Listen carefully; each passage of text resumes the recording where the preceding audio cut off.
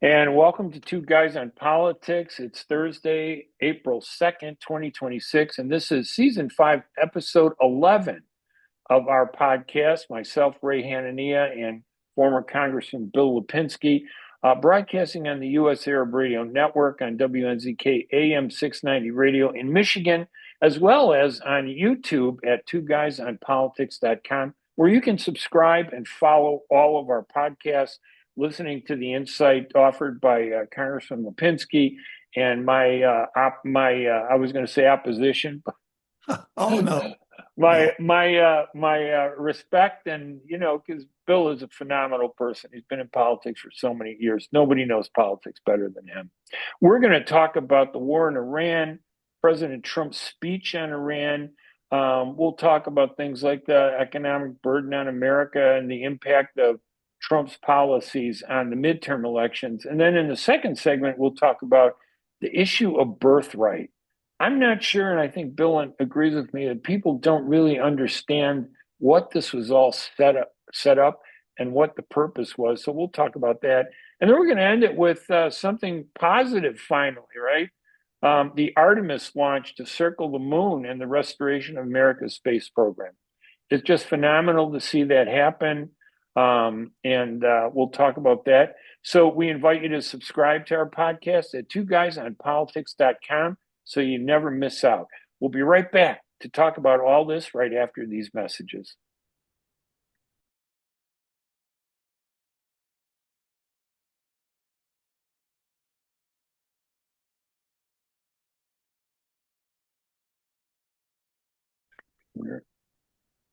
I'm Ray Hanania. I'm Bill Lipinski, and this is Two Guys on Politics. And the next voice you hear will be the mellow tones of Mr. Ray Hanania. Thank you, Bill. It's always a pleasure to be on the program. Last week I was traveling. I was in Miami, and I watched Trump address a financial conference there. And he went on for an hour and 40 minutes, just rambling about how great he was. And I'm sitting there going, oh, thank God that I had asked the newspaper I was writing for, have some other reporters help me with this, because in an hour and 30 minutes, it's hard to figure out what the news was. In between him patting himself on the back, calling himself the greatest president ever, saying he's done more than all of the presidents that this country has ever had combined.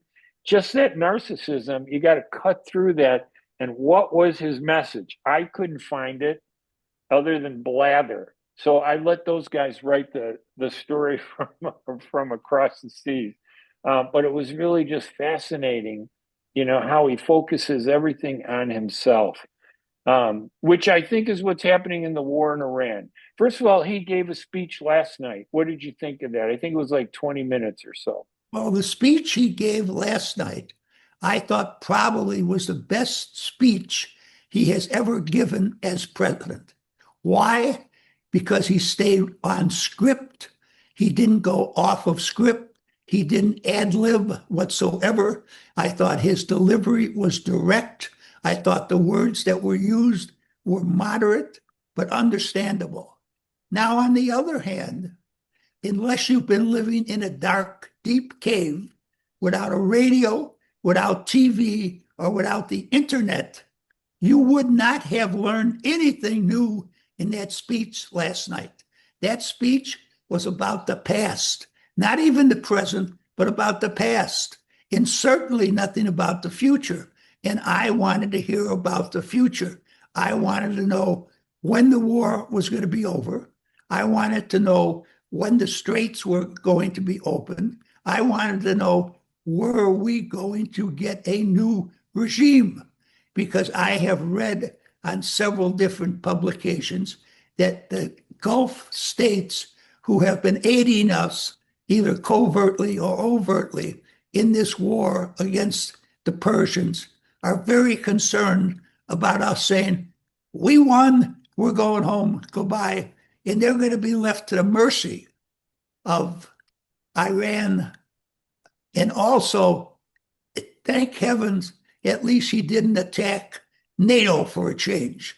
Okay. He did say, there are certain countries that need oil, and it has to come through the straits, but they'll have to take care of that themselves because we don't need any. We have more oil than Iran, Russia, Venezuela, everybody else combined. That's how much oil we have. Well, if we have that much oil, why don't we just start pumping it and selling it to all these countries that usually get it through the straits?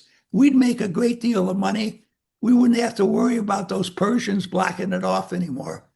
So once again, that was Mr. Exaggeration. I was very, very disappointed in what he had to say last night. As I say, I knew everything he had to say. I wanted to know about the future. I think the American people wanted to know about the future. That's what I think. Yeah, I think what the president is doing, he recognizes he's in trouble. Now, again, I know you and I differ about Iran and whether it should be a priority and how evil they are, but that to me isn't the issue so much as why did we go this route? We did it last year. He declared all the nuclear weapons were gone, their ability to do this. And now he came back and then they're finding an excuse. And they came back and they said, well, they launched this war 4 weeks ago saying that Iran was within 2 weeks of launching nuclear weapons against the United States. That's what they said. That's what Trump said. Now, in this speech, what he said was they were developing missiles that we didn't know about. And those missiles, they could reach the United States. To me, this reminds me of Dick Cheney and the weapons of mass destruction and the decision to go into Iraq, where we spent 8 years and lost I don't know how many Americans and cost us a fortune. Iraq had nothing to do with September 11th, but they used the claim of weapons of mass destruction to justify the invasion, to go in there. And they said it was going to be fast. They said it would be within months. We'd be in and out of there. We ended up being there 8 years. And I think that's exactly what Trump is doing. He's no different than Dick Cheney's lie. And I think President Trump is lying. It's not about attacking Iran. I definitely think they're a threat. I just am not confident in Trump being our leader. And worse is this denigration of NATO. Like NATO doesn't matter. Do we want to surrender Europe and Western Europe to the Soviet communism rise? I think that this guy is about himself and will say whatever he has to say to make you think he's the greatest president ever. And that's what his speech was. 20 minutes of BS blather from a narcissist that is absolutely meaningless. We have no idea what he's going to do next. We have no idea how long this war is going to be. And I think this war could go on for years because as much as he says he's destroyed the Iranian arsenal, this is no different than Vietnam. Those sandal-wearing peasants who we fought with for 19 years beat us without any of that equipment and all that weaponry. They took us down and we lost 58,000 Americans. Well, I don't want to get into Vietnam with you. That's a war for another day. But no, I still think that we were perfectly justified in going in to taking out this regime. They had killed many, many Americans in the 47 years that they were in power. I'm glad to see we finally had a president who had the courage to go and take them out once and for all. Unfortunately, I wish we had a president who didn't have the monumental ego that this guy happens to have. Now, I'll tell you, I have supported this conflict right from the beginning. I still support it today. But if we do not get rid of the entire regime that's been in power in Tehran for all these years, then it will have been a mistake and we will not have accomplished anything. We will have alienated our NATO allies. We will leave those Gulf states, to be in a position where Tehran, when they get themselves rebuilt, they can go after those Gulf states. And I think that's going to be a terrible situation unless we get rid of the regime. And I don't know if that's his goal any longer or not. At one time it was. I don't know if it is now. I think he's simply looking for the easiest way out. And what I'm afraid he's going to do is at some point, he's going to say, well, we won. We can go home. Let's leave. And that'll be a terrible tragedy, not only for the Middle East, not only for us, but frankly, for the entire world, because I think they are a very, very dangerous country. And I think they will be aided in their rebuilding by the Chinese and the Russians. Now, I think President Narcissist, I won't call him President Trump anymore because I'm really embarrassed by him. His speech, I thought he was like, I don't know if he was on drugs or on sleeping pills. He didn't seem completely awake. If this had been Biden, he'd be the first person referring to Biden as Sleepy Joe. I think it was Sleepy Trump. I think this guy has been brutalized by public opinion, which has been against him. Most Americans are against what he's doing. More than 60 to 65% of Americans don't believe that this is the right way to go. Not saying that Iran isn't a bad country, but what he's doing is terrible. And he's the one who brought in the reference to Vietnam. He's the one that opened the door. Any defense attorney would stand up and say, well, you opened the door, Mr. Narcissist President. He's the one. He said, oh, World War II, we were there 3 years and 8 months. I took these notes. Korea, we were there 3 years. Vietnam, we were there 19 years. Iraq, we were there 8 years and 8 months. Iran, we're there 32 days, period. Like we're gone and it's over.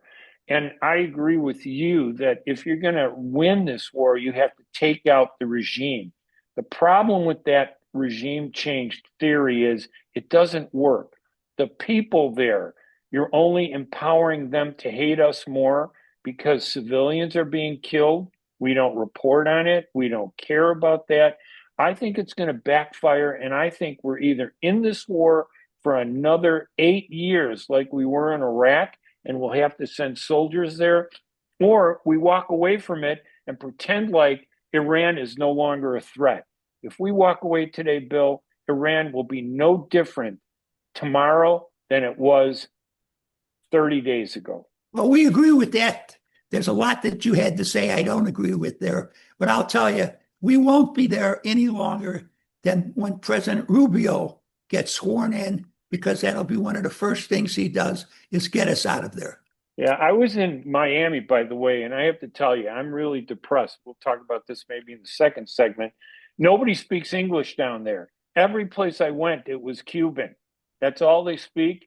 And they've empowered, the Rubio has empowered that, hey, why do we have to speak English? And that's offensive to me because I could not get information from people. There were people who couldn't speak any English at stores that I went into asking for Coca-Cola, Diet Coke, or whatever it is I wanted, some food while I was down there for 5 days. So to me, he will never be president, Bill. I can assure you that.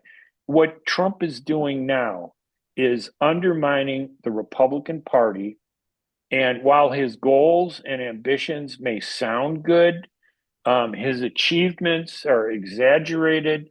The American people are not stupid. They see through this BS from him.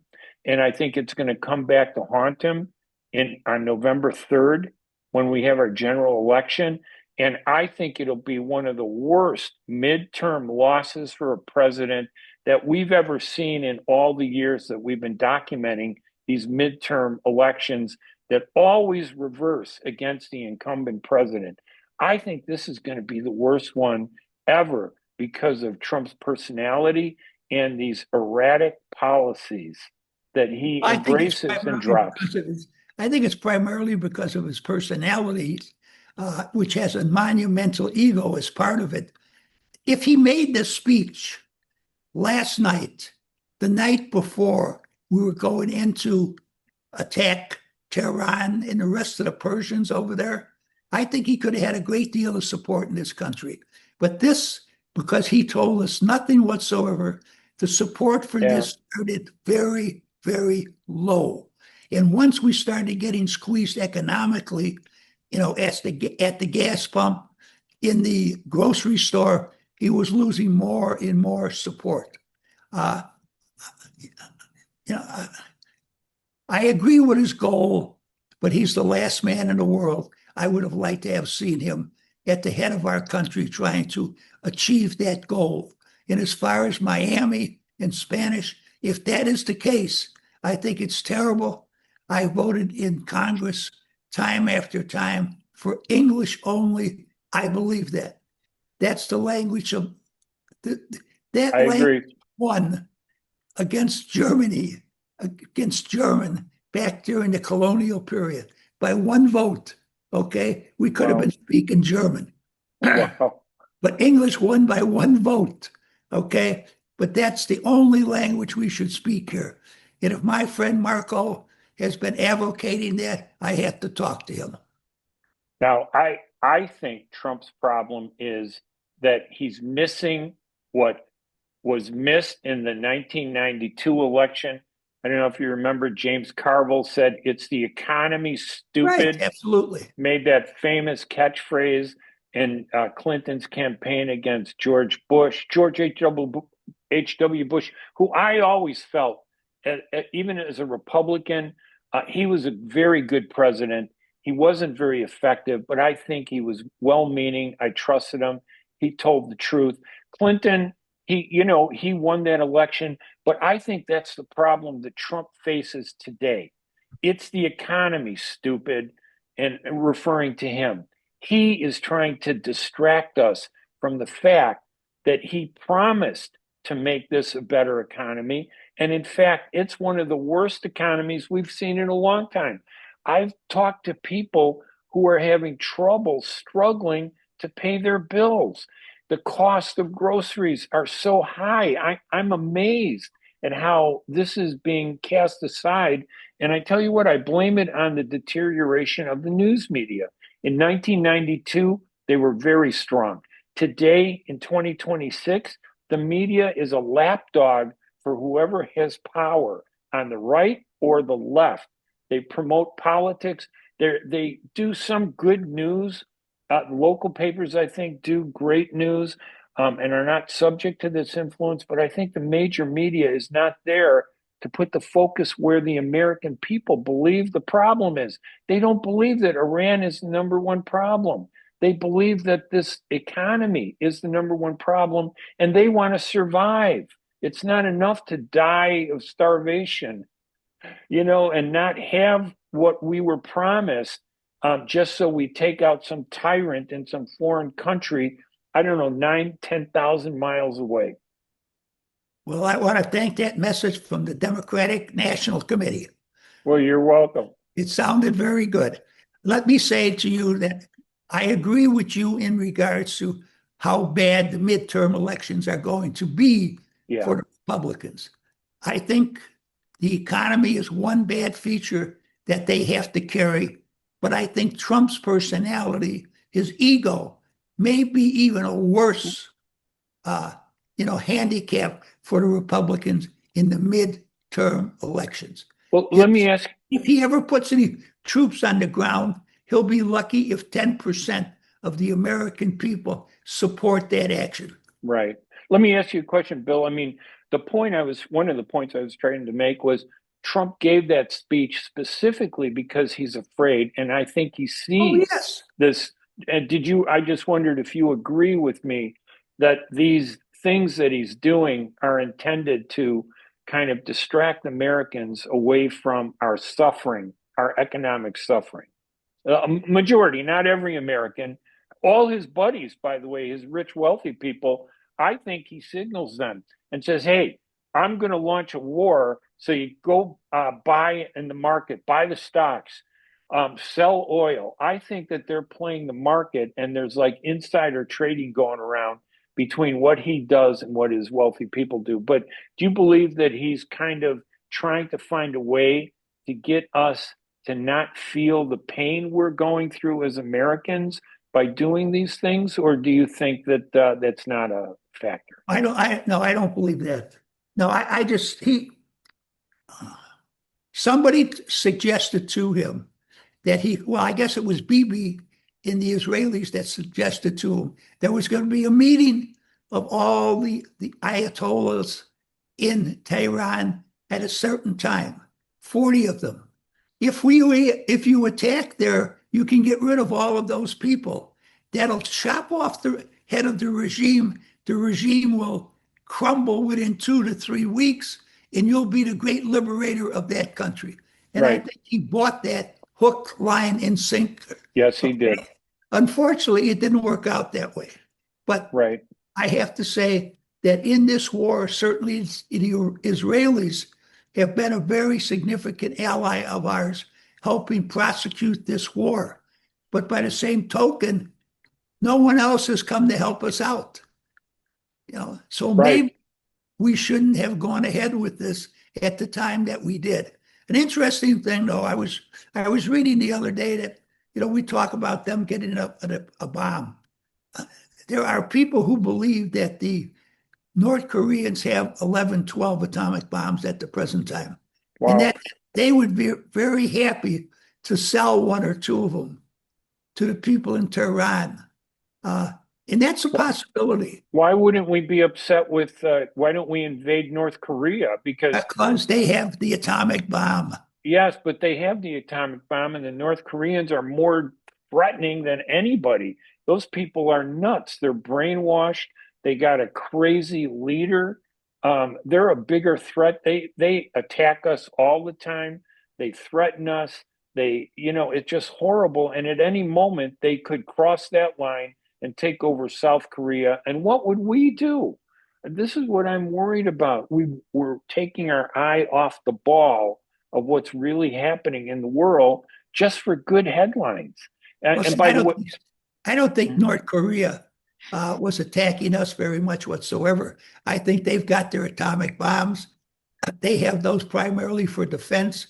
They haven't even really tried to move on South Korea. But if they do, the problem is South Korea and Japan. Those are the 2 places that are really going to suffer. We're not going to suffer because they don't have any, that we know of, any intercontinental ballistic missiles. Okay. And we will obliterate them, if they try to move on South Korea or on Japan. Don't use Trump's words, obliterate, because we've obliterated nothing. Iran is as strong as it has been. I apologize for that. No, I don't mean to. No, I know what you mean. Do that. As soon as I said it, I said to myself, I shouldn't have used that word. Yeah, we get these. He promises. Here's Trump's problem. He promises things and he doesn't deliver.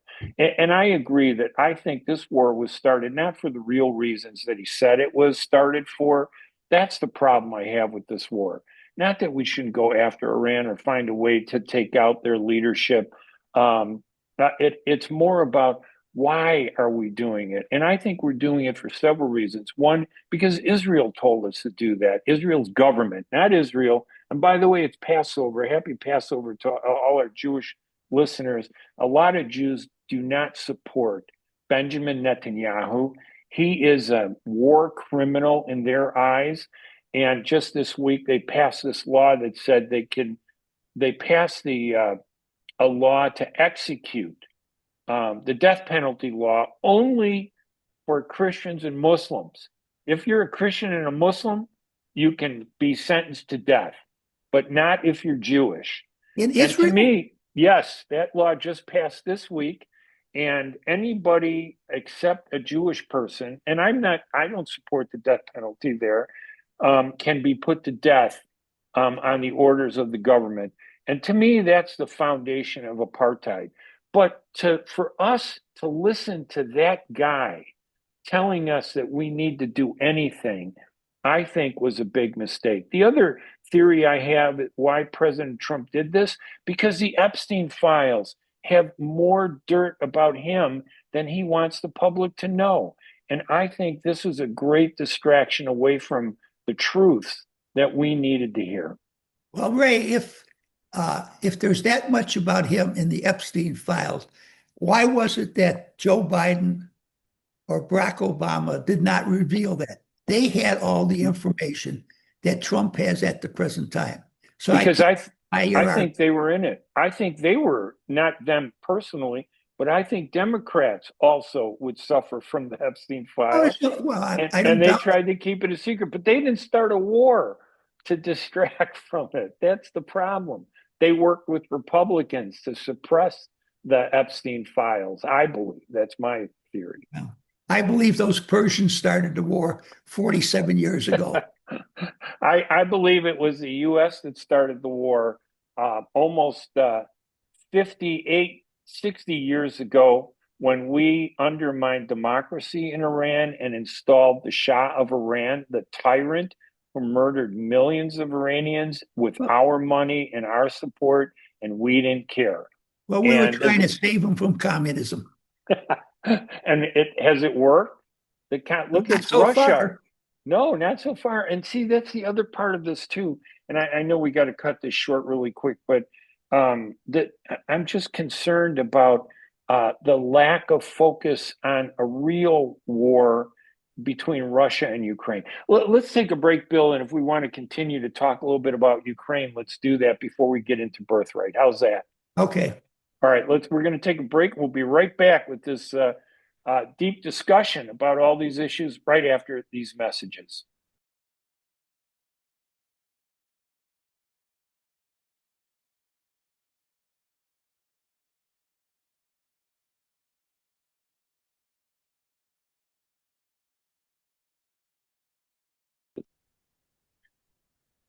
And welcome back, Bill. We were talking in the last segment about shifting over to the Forgotten War that's Yes. been going on. How long has that been going on? Since February 2022, right? Isn't that Well, like I know 4 years? I just put up my third Ukrainian flag. And it's the third one because I fly it every day and it fades. And I just got a new one. I just put it up. So it's been going on quite a long period of time. But if you would read the newspapers, I don't think you could find anything in the newspapers anymore other than No, the fact that the Ukrainians are helping us with the technology on how to shoot down some of these, what do you call them? Not drones, the drones. drones. Yes, Yeah. I think that's ironic that we have to get help from the Ukrainians to do that. And of course, the situation in Gaza is another one that has disappeared totally and completely. Yeah. And it's sad because the problem now in Gaza isn't so much Hamas. I had a chance to listen to Jared Kushner, by the way, and I have to say that despite all the criticism of him from the media, he was very sympathetic to the need, to help the people there, to get humanitarian aid there. All this talk that he wanted to build luxury resorts there for the Israelis and foreigners. He never said that. He said he wants the people to be safe and he wants to bring them back to Gaza. To me, this is eye opening because the media is spinning the politics. We don't get the truth anymore. So that was a really interesting aspect to hear him directly rather than through the spin, of the right wing media or the left wing media. But I agree with you that this the Ukraine war, it's been going on too long. We should have stopped Russia. I believe Russia is a far bigger threat than Iran. Russia is one of Iran's allies. Russia will step in when this is over, whenever the Iran war is over, and help Iran. They are not going to allow Iran to disappear from their circle of evil empire. The Russians are the head of the snake, the Putin, and we need to stop it there. And we're not. Listen, can you explain to me why we have blockaded? When I say we, I say the United States of America. We've blockaded Cuba. The Cubans are starving for oil. They Right. can't heat their homes. They can't light their streets. And all of a sudden, we allow a Russian oil tanker to get Right. through that blockade. And what Right. does Trump say? Well, it was a humanitarian thing. Yeah. Can you honestly explain to No. me why we would do that if we are not that close to the Russians and Putin? I can't explain that other than to say that Trump and Putin, I think, are people of the same color and stripe, and they come from the same world. And I think Trump is a more democratic version of Putin, maybe less tyrannical. But I think that those two get together far closer than he does with any of the leaders of NATO, the democracies that he constantly insults all the time. NATO is the wall that stopped Russia from taking over Western Europe and isolating America. And while it's true, we're much more powerful and richer than all those individual NATO countries, we have to be allies and we have to be respectful and show gratitude for their role. They're the front line against Russia. If Russia launches a war, they're the ones that are going to suffer first, not us. I think it's really disrespectful for President Narcissist to just slam them the way he has. It's very upsetting to me. Well, fortunately, he didn't do so in his speech last night, not directly anyway. Right. Yeah, no, he didn't. But he will. He's looking for any excuse he can. All right, you want to shift gears over to this issue of birthright? Absolutely. It's the 14th Amendment that was passed after the Civil War. And just for listeners, because people don't remember these things. They passed this, the 14th Amendment was created because there were slaves after the Civil War who were forcibly brought into this country, and it was intended to include them, non-citizens, who were brought in illegally or through slavery to become citizens. That's been twisted around today in today's world to say, oh, it's open to the intent of the 14th Amendment was to recognize all people who had children in this country, that they should be recognized as citizens.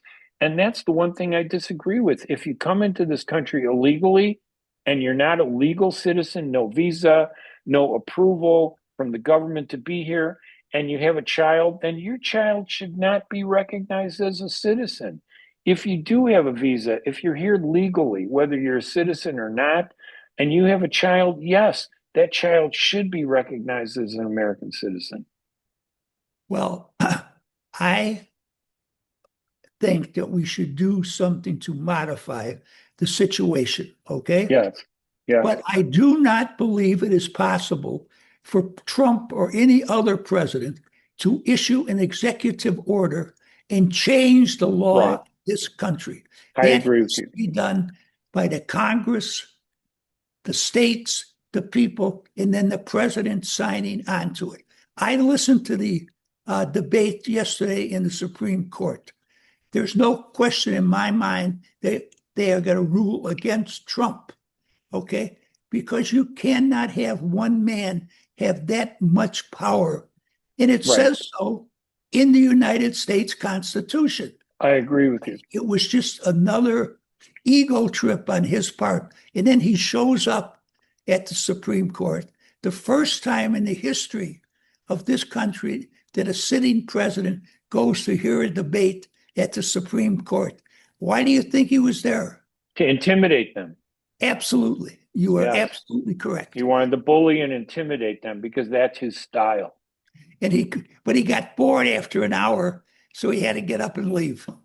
Yeah, and I think though that you're absolutely right. You can't just issue a proclamation and change the Constitution or the 14th Amendment, but I do believe that it is being incorrectly interpreted in terms of what it means. I agree. That's what I think needs to be clarified, and it's being used by people to defend these what they call anchor babies. An illegal person sneaks into the country, has a baby, knowing that they're pregnant, has the baby here, has the baby become an American citizen, and that becomes the foundation for them to become American citizens. They live here illegally. They may do something wrong. They're arrested. They're kicked out of the country. And they get sympathy because people say, well, what about the American citizen baby that they had? Look how we as America have abandoned them.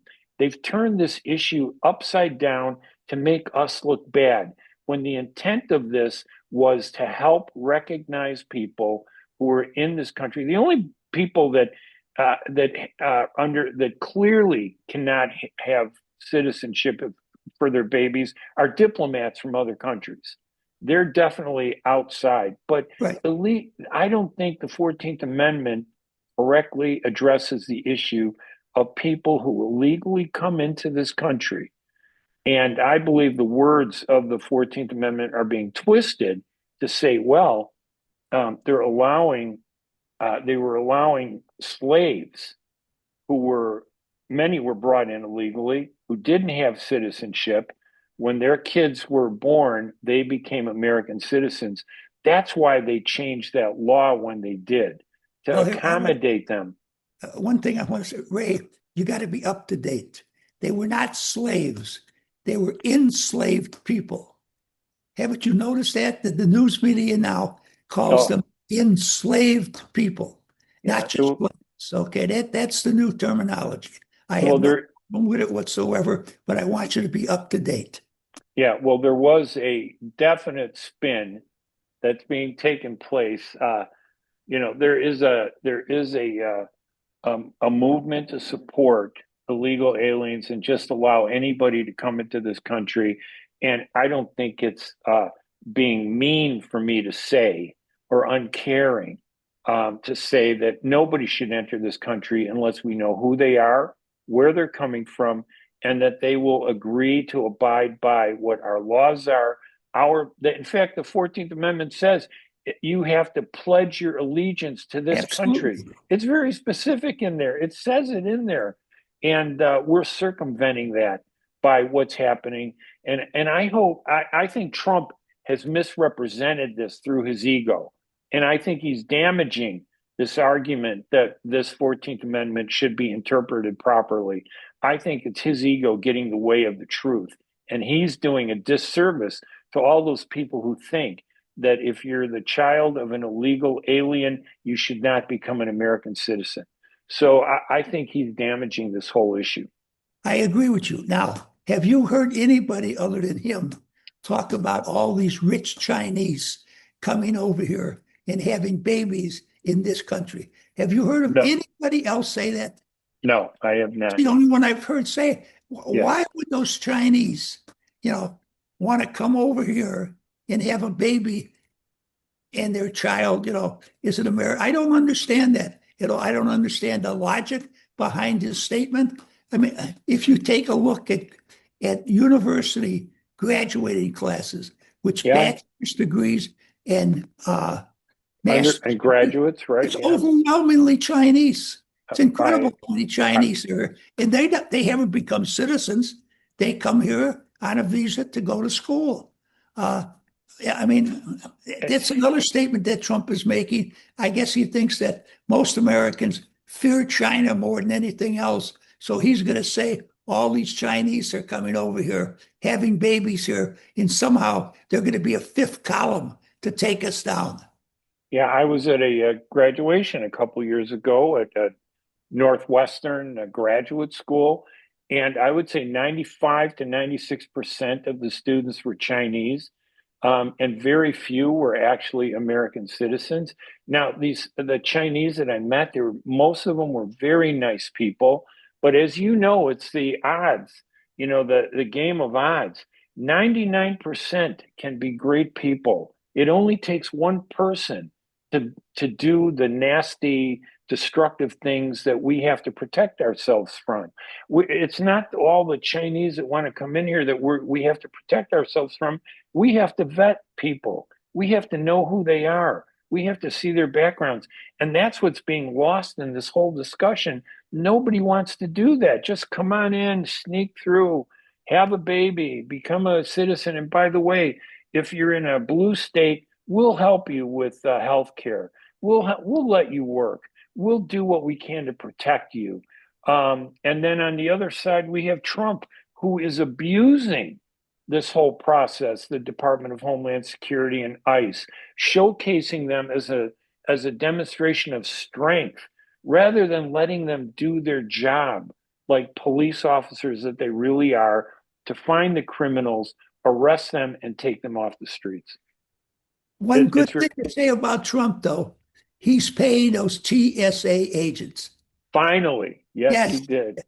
yes. You know, I traveled this past week, and I have to say that in Florida, where he lives, Mar-a-Lago, the airport there had no problems.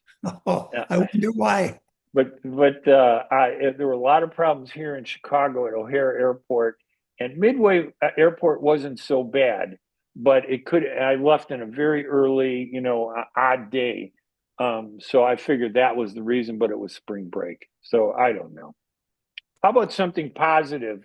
Anything more on Birthright that you wanted to mention, Bill, at all, or No, I mean, I anything? certainly would have no trouble if someone in Congress wanted to, change that amendment around so it would not apply to anchor babies or Right. anybody else that deliberately came over here and had a child here and then went back to their country or even stayed in this country. No, the issue I agree with Trump on. I'd like to get rid of it, but he can't do it, and I'm tired of him doing things Yeah. by himself. And then we get down the line 6 or 8 months, and a court or the Supreme Court says, no, you can't do that. It gets to be too chaotic, too confusing for people. We have to stop doing that. He has to stop doing that. And I'm tired of people attacking me for saying, "Oh, you're being insensitive, you're being cruel, you're being inhumane. You have no sympathy for these people that are suffering. Illegals are coming into our country because they need our help." And I'm saying, "Hey, let them come into our country, but not illegally. Make them come through the process. I want to know everybody that comes in. I want to know what their background is, and then decide and have a policy. Focus on a policy." That would then filter out the good from the bad and then allow the good to come in our country. I'd be in support of it 100% because 90 million people came into this country between the Civil War and the Civil War. And I'm not against the fact that we are a country based on immigration, but it's a country based on immigrants who have been vetted, who have been wanted to be here to be American, and who took the Pledge of Allegiance, swore their allegiance to this country, and said, I'm American first, even though I'll never let go of my ethnicity and my heritage. And I think that's their absolute right.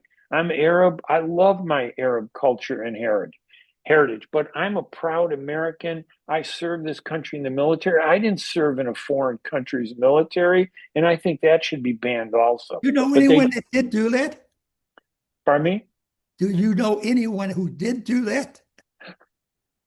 I know that there are people that, the mayor of Chicago served in the Israeli military, not in the U.S. military.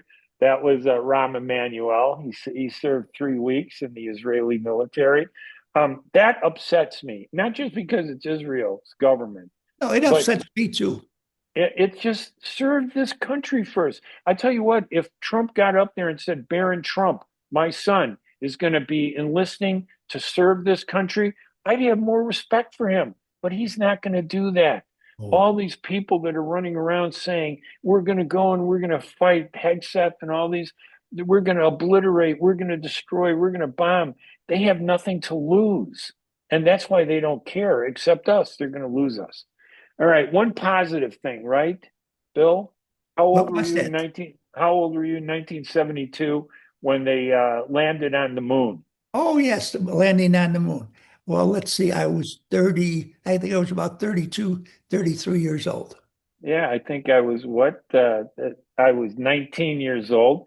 And I have to tell you, that was a very powerful moment that really gave me faith, and I'm sure you too, about where this country was going. We were doing great things, leading in science, leading in space exploration, looking at something that may benefit us. Maybe there are things on the moon that we could exploit to help benefit the people here. So it was great to see that launch yesterday of this Artemis 2, I think they call it. Is that what it I is? The believe that's Artemis what it 2? is. Pardon me? I believe that's what it is. Yes, I was Yeah. very proud to see that happen. I think what's going to happen, though, in regards to space travel, I think that some private corporations are going to surpass NASA in Yeah. traveling. Yes. They seem to be able to put more money into it. They seem to be able to develop things faster. So I think that there'll be Americans primarily that'll be going, Right. to the moon and then beyond that to Mars. But I don't think it'll be as much of the federal government as it has been, Yeah. which will I, probably be good for the citizens.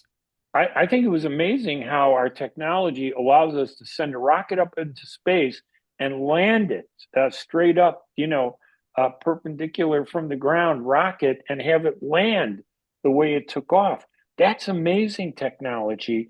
And that saves us a lot of money because we could reuse those space rockets and spaceships over and over again to save money. So that was a good thing. I was really inspired by that. And of course, when we saw who was it that walked on the moon? I mean, it's been so long ago. It's like it takes me forever to remember some of these things. It sh Armstrong, Neil uh, Armstrong. it shouldn't be that strong. It shouldn't be that difficult. We should have continued this a long time ago, and we should never have stopped that space exploration. I think we'd be far advanced if we had continued it. And that's the one thing I'm glad that Trump is allowing. But I think he's doing it because he needs these positive things to offset all the negatives that surround. But I it wish was a good thing. I wish someone would talk him into taking a trip on one of those up to the moon, and we could leave him there. Yeah, it was. All right, Bill. Anything else? Any other items? It is Passover. It's Easter this Sunday, right? So we wish everybody happy Passover and I happy agree. Easter. And I then for the Greek Orthodox, like my family, Easter is actually a week from Sunday, and we wish them, the Orthodox, a happy Easter also as it comes up, because this Sunday will be their Palm Sunday.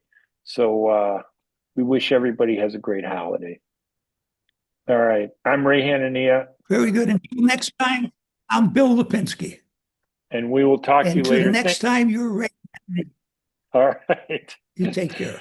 And we'll take care. You guys have a great week. We'll talk to you later. Bye bye, everybody.